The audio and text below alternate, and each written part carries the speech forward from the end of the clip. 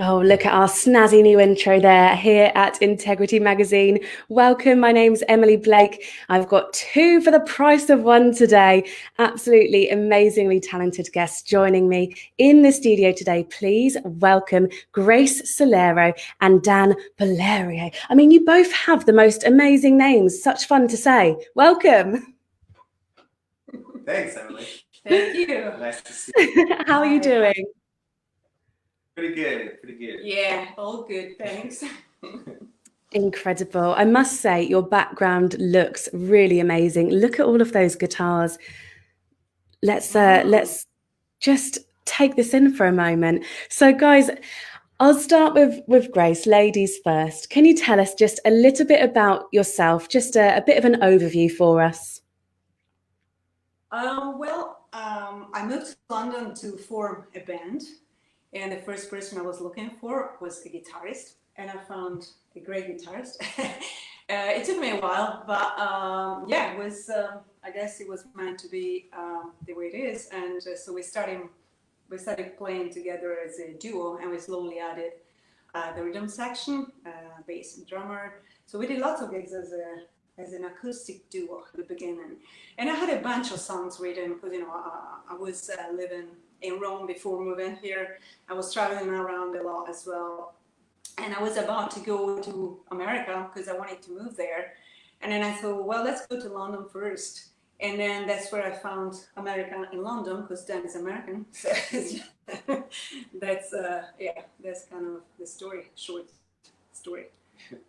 Amazing. How long ago was that then that you came to London? Ooh, decades ago. No. You do not look old enough, Grace, for that to be decades. I do not take that answer. And Dan, so tell us a little bit about you then, and how are you, where you are now? So yeah, I mean, I'm a singer, songwriter, guitarist as well, and yeah, moved to London a while back, and originally from California. Um, so I was doing music out there, and then just visited London when I was a teenager, and just loved it here. So I ended up finding a foothold and moving here, and yeah, within a couple months, I met Grace. And we've been playing music together ever since. So. Amazing. And I mean, I've got to ask, are you a friendship? I just don't want to get any wires crossed. Are we friends? No, we're not friends. We've done a few things over the years. Yeah, this one is sort of As progress or something. I mean, yeah, as naturally that happens in the music world, hey. But I wanted to make sure, just in case, I don't want to be introducing you as husband and wife or anything like that. So we've cleared that up. So we're singer-songwriters together. What actually made you to decide to start working together? Because it's not an easy thing. You have to really gel with someone. You have to have the same music tastes and maybe values as well. So, how did you two come together? Well, I think we both have a very strong idea and feelings about what we like. So I'm a songwriter myself, he's a songwriter, we're both singer-songwriters.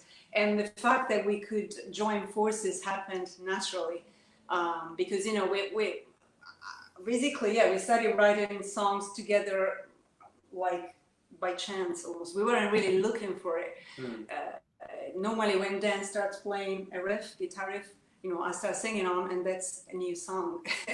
That's normally the process when we write together. So that happened, let's say, yeah, I guess early on, although, as I say, we were very protective of our own songwriting because, songwriters can be pretty stubborn about what they want to convey and how they want to do it.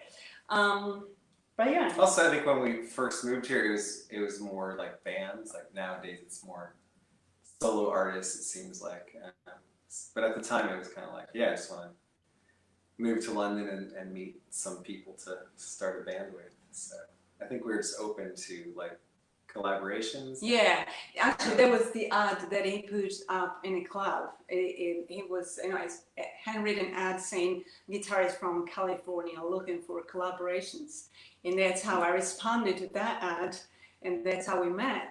And we hit it off immediately, so that was easy. Also, we are both fans of Smashing Pumpkins, so I think that's one of the first questions I asked him. We have kind of a similar influences. Yeah. Some pretty different influences too. Well, yeah, it's a wacky story because we have the most different influences, but then I don't know. I think it's not even a matter of genres. It's just a matter of music that has heart in it, and artists that are true to themselves. I think they conquer our hearts, and so that's what we have in common, I think. Oh, I love that, and I love how you met as well. That is such a a lovely story of you. You just saw an ad, and you've worked together, all of this time and created magic. Obviously, coronavirus hit us, and you guys are used to being busy on the road, doing gigs, traveling around. What has this time been like for you this year? Pretty weird. I mean, it's yeah, it's just bizarre for everybody. But yeah, for us, I mean, there were a lot of good, cool things coming up, but that all sort of got, well, at least delayed. But I think we were lucky if we compare ourselves to other working bands, because we are in the middle of mixing the new album, which means we hadn't planned a tour, because a tour was planned, for next year, let's say, when the album is out. So we didn't have to cancel a tour, or that would have been really dramatic. And in a way, we are making good use of the time, because we were meant to mix the album regardless of the pandemic. yeah. So yeah, it worked out for us. But still, I mean, we're usually playing, Yeah. The sporadic gig in London or out of town, and just it's just it's been weird to not be on stage for this long. Yeah. I mean, we had a gig that was about 10 days ago, and we managed to get a small crowd, socially distant crowd. And it wasn't a crowd; it was a small audience, really, and they were all there. So that was the first gig that we did. Indoors with a small audience, but also we did a gig in Primrose Hill in August, and that was the very first gig since lockdown started on 23rd of March. And it was exhilarating, just on top of Primrose Hill in London. Beautiful view. We were so excited to be able to play in front of people after many months. It was amazing. Yeah. Absolutely. Say that again, Dan. I was just gonna say, we had some friends there, but there were a lot of people that were just, oh, what's going on? And they'd sort of come over. So it was, That's nice. Your own reality. Yeah. Absolutely. I mean, did you guys get to do any online gigs during sort of lockdown as well? Yeah, we've done a few of those. Yeah. I mean, it's fun. It's kind of weird because you have all sorts of people that you want to have coming up to the gigs. So friends from grade school, or cousins in California. So it's kind of cool. It's cool in that sense. But yeah, I mean, again, it's playing on the stage. For sure. Yeah, you can't beat a live performance, live music, that connection with the audience. And I've done a few gigs myself over live, and it's just not the same, is it? The song finishes and it's just quiet. Yeah. Where is my rapturous applause? You should get an applause track so you can hit that as soon as the song's finished. Exactly. That's the idea. Yeah. Oh, why didn't we think of that, guys? Definitely should have done that. Definitely. So for anyone who has not heard your music before, obviously you both have your own individual sounds and then your sort of your sound together. But how would you, each of you individually, describe your music? What do we hear when we listen to your music? Ooh, it's hard to describe yourself. Hard to define. You can describe each other if you like. Oh, okay. No, I'll do myself. I think I would describe my sound as kind of dreamy. Yeah, I'd say dreamy, or well, it can be explosive at times. It really varies according to the moods, really. But I guess introspective, The ethereal. ethereal, exactly. Get the Mm. mercurial, going around with emotions. But the rock thing. But the rock thing is the raw. I guess the rawness is what I think I define myself in terms of using the power of being raw as an artist and really, yeah. Mm-hmm.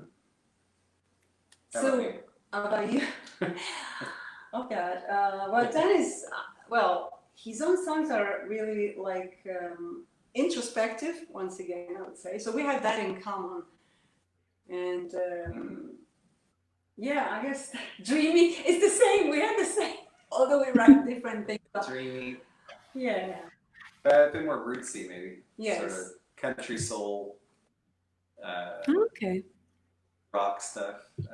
Yeah, I don't know. It's really like that's the toughest question. Yeah, the thing is that also songwriting wise is like we write all different types of tunes. For instance, we started this project with BJ Cole on pedal steel, and is an amazing player. And this project, we put the three of us, we put our songs, and we arranged together the songs, and once again, there are different songs that I wouldn't play with the band, and maybe Dan wouldn't play, by himself. So it's just there is a variety in songwriting. Really, it's not really genre bound too much. But definitely rock. The rock element. I mean, my definition of rock is the truth that comes out of not this, packaged, let's say, confectionery stuff. I respect all sorts of music, but I'd say that's the beauty for me of rock music. Yeah. So I had a little listen to Awake. Can you tell us about that, please? Awake. Yes, that's the first single for the new record, and yeah, we wrote it together. So kind of, I think, right? Yeah. Is that one of the... Yeah. We wrote it together. I wrote the lyrics. The lyrics are about spiritual awakening. But sometimes Grace will come up with a guitar riff and then show it to me. But I think this one was mine. Yeah. This one is you. I had the chord, but then I had the lyrics. But we mixed stuff. But it is spiritual awakening, and it is like waking up to new life and accepting changes in life and waking up to a new world. Because once you've accepted the changes, the world is starts afresh as a new world. And in fact, parts of the lyrics are there's a part that says it's new life. Exactly. Wake up to the day, it's new life. When did you write this song?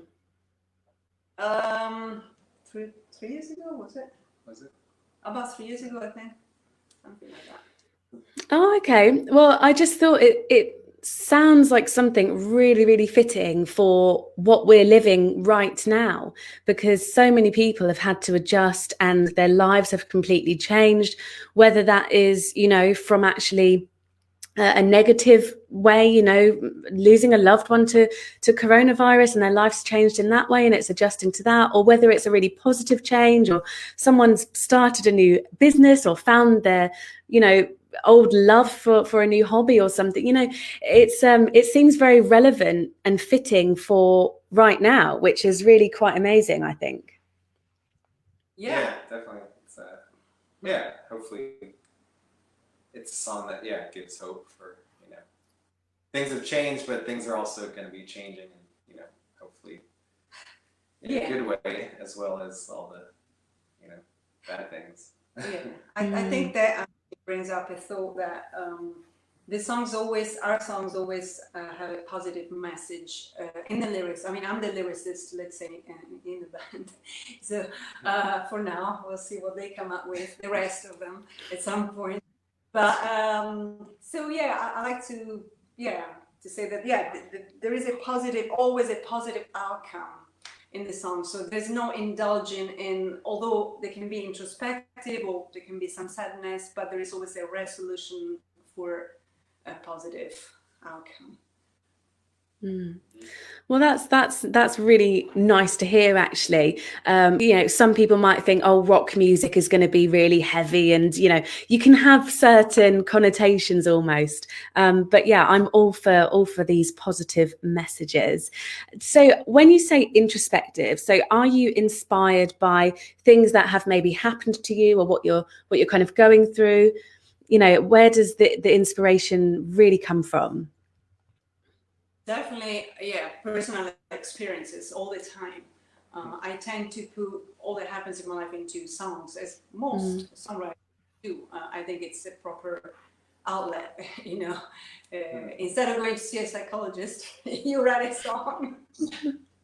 I think, it's a good way to express feelings and not to keep everything inside. So definitely personal experiences, but also, I don't know, I'm in love with human beings and their stories. So whatever gets told, you know, I'm a good listener, I think, and I translate that into a song.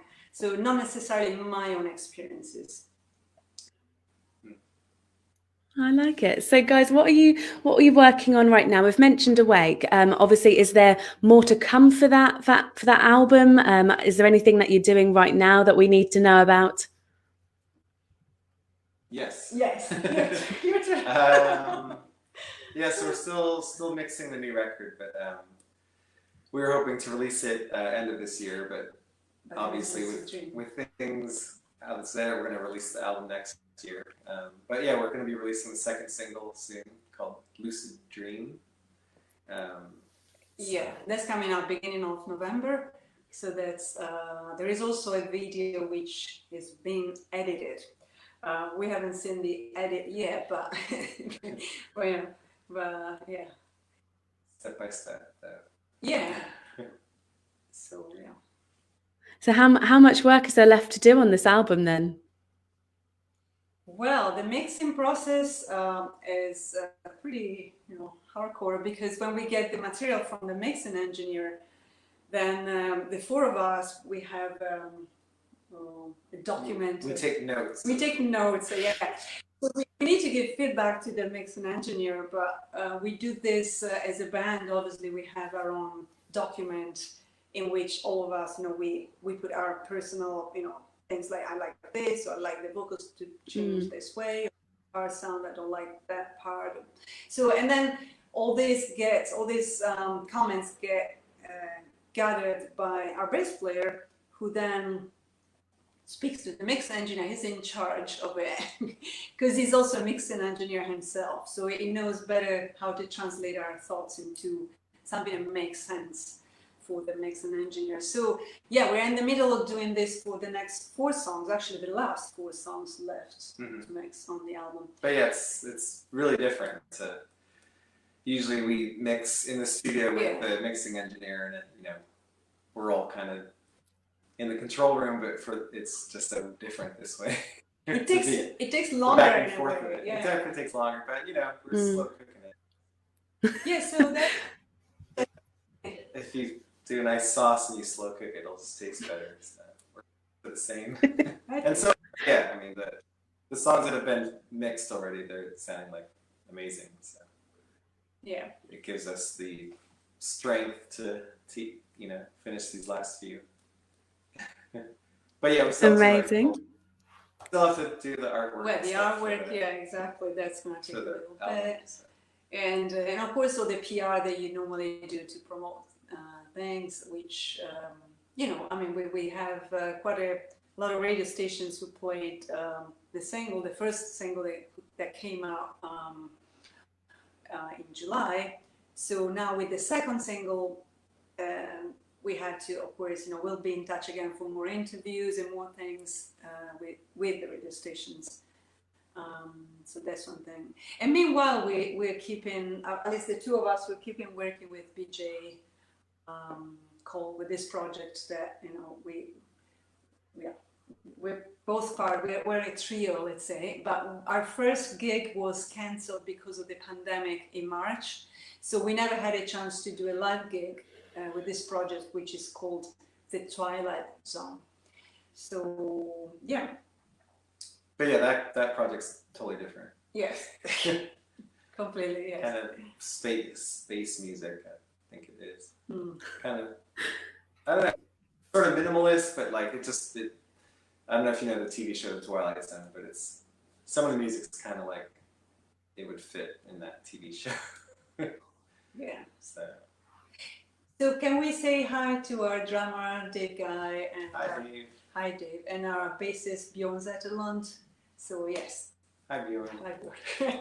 Hi band. Hey, otherwise they'd be like, oh, you forgot about us. And I know we haven't. Check out. I'm sure they'll appreciate the shout out. We got it in there. So if we want to find both of you, where do we go? What are your websites, Facebook pages? Just let us know. Where can we find you? Well, definitely for the project of the Great Solero Band, the website is probably the best choice. Although we're on Facebook, we're on Twitter, on Instagram, everywhere. But yeah, the website has links to all the social media. GraceSolero.com is exactly. So the main place. Yes. And then for my music, it's danbeaulaurier.com. I don't know if you need the spelling. But I think that, can people see our names written? Because if they see yes. It's just literally adding, and that's about it. Wonderful. So, we like simplicity here at Integrity Magazine. Now, I'm going to ask you this next question before I forget, because I know I'm going to be mesmerized after your live performance and I will forget to ask you. So a question we always ask at the end of each show is, what does integrity mean to you? We are Integrity Magazine. So I'll start with you, Dan. Big question. What does integrity mean to you? What does integrity mean to me? Just being real and being free to be real and not just playing a part. I mean, integrity, I don't know, like substance. Oh, yeah. Yeah. The good stuff. I agree. I mean, I'd say just being true to yourself means that you're actually, not trying to please anyone in a good way, because first of all, you do things in life because you're convinced that you're doing something that, makes you happy. And so that way you can then give joy to other people, and in this case, give good music to other people because you are yourself. You're not trying to be anyone. Strength, yes, definitely. I love those answers. Thank you so much. What advice would you actually have though? Because it can be sometimes quite difficult to let go and show yourself and be your true self and be happy in that. Is there anything that you would say to someone who is perhaps struggling with that in terms of advice for breaking through that? Advice for breaking through. What do you think? No, well, first of all, I think we all go through ups and downs, and that's part of being human and vulnerable. And I think vulnerability is a very precious thing that we often try to fight.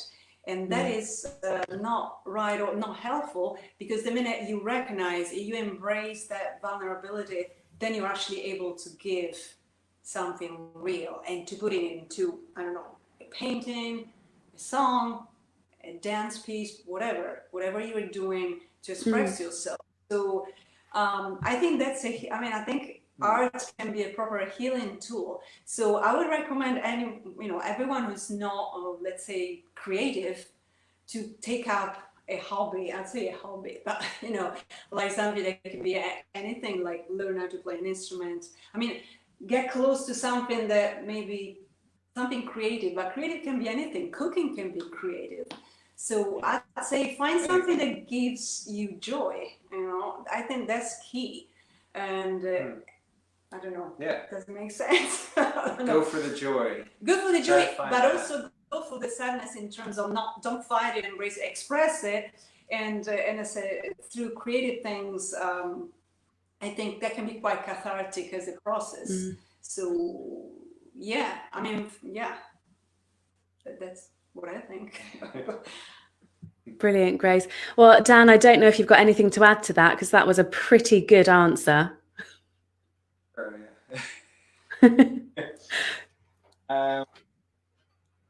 Yeah, I guess, and just trying to, I mean, yeah, just getting involved in whatever it is. Yes. Different disciplines, sports or yoga or macrame or whatever.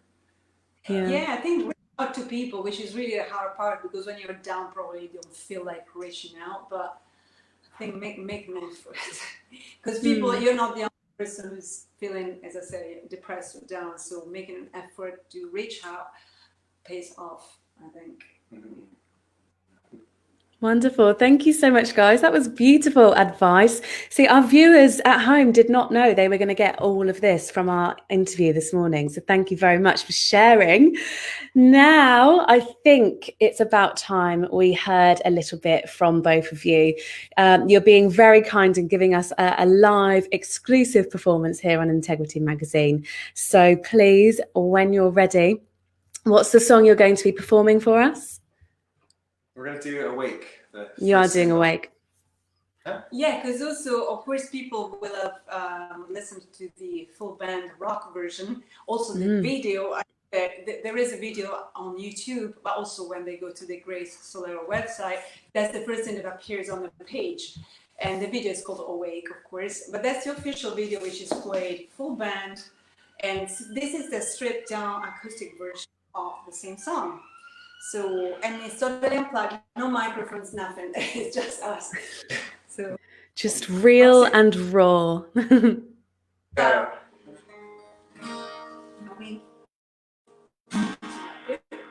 you hear the guitars actually? I hope so. Yeah, go for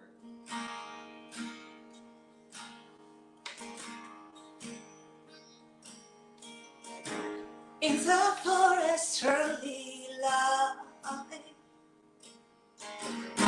shake your dreams and feel the wind. I heard you many times, my sweet angel cry, falling out before you fly high. Wake, wake up to the day. It's you and I.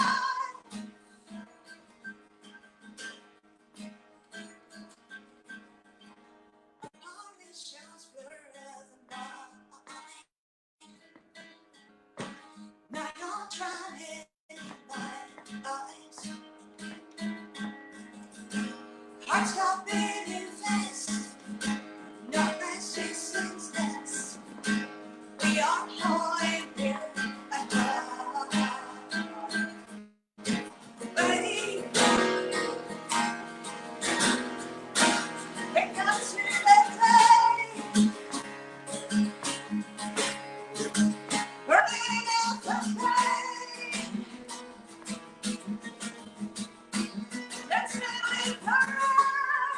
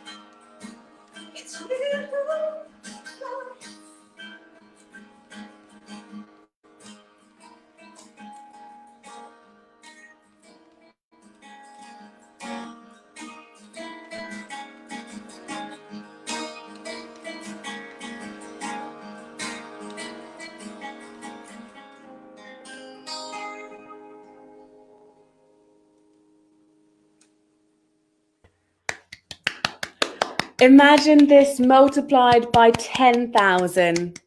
That is how much I loved it and how much of an applause you deserved. Oh my goodness.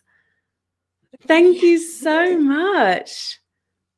I really do feel honored. Oh no, you're welcome. I feel honored to have listened to that, and I've got to watch you live. This is wonderful. Can we do some more? If we had more than half an hour, I'd love to hear some more from you guys. And I'm definitely going to be following and patiently awaiting this fantastic album. I really hope you enjoyed being part of this interview today. Thank you, Grace. Thank you, Dan. Thank you to everyone else who's part of Integrity Magazine and making this happen. And of course, to you for watching and keeping us going. Grace, Dan, is there anything else you'd like to say before we depart? Well, just thanks for having us. Yeah, and everybody stay safe and yes. Healthy. And yeah, take care. Take care, yes, and get in touch with us if you like, and we'll be very happy to hear from everyone. Yeah. Yes. Keep safe. Absolutely. Thank you so much, guys. Wonderful, wonderful interview, and hopefully I'll hear from you soon. Thank you. Bye. Take care. Bye.